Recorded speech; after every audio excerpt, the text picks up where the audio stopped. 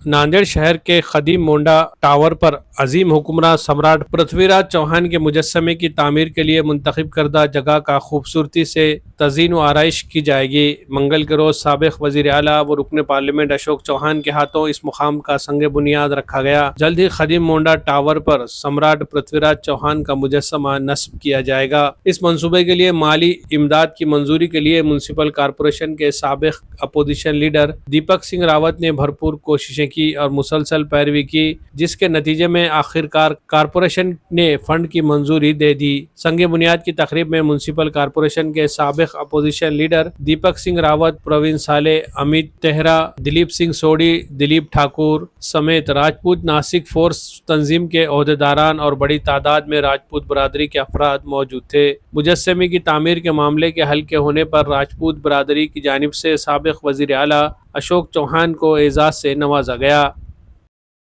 आज यहाँ पर पृथ्वीराज चौहान जी के पुतला यहाँ पर होना चाहिए, उसकी शिलान्यास रखने का आज प्रोग्राम था।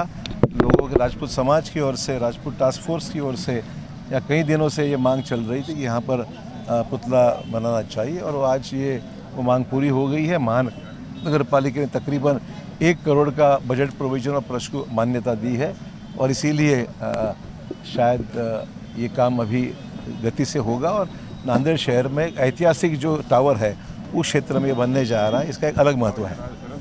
आज इसकी पार्श्वभूमि अभी हमारे संचालन ने पूरा किया है।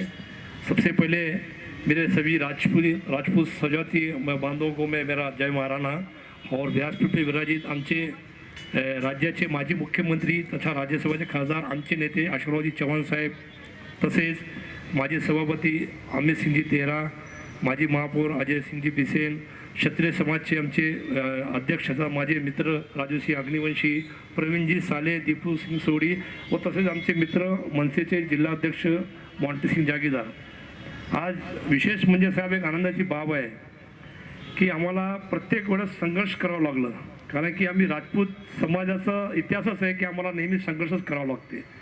महाराणा प्रतापचा पुतळ्या संदर्भात सुद्धा संघर्ष झाला, त्यावेळेस आपली भूमिका विकासाची होती। आपल्या माध्यमातून आपण भरपूर निधी देऊन पुतळ्याचं आपण अनावरण करून घेतलो। हा पहिला असा पुतळा आहे मला असं वाटते की ती विना संघर्ष आपल्या आशीर्वादाने आपल्या सहकार्याने हे मंजूर झाल्याबद्दल मी सर्वप्रथम आपलं धन्यवाद व्यक्त करतो।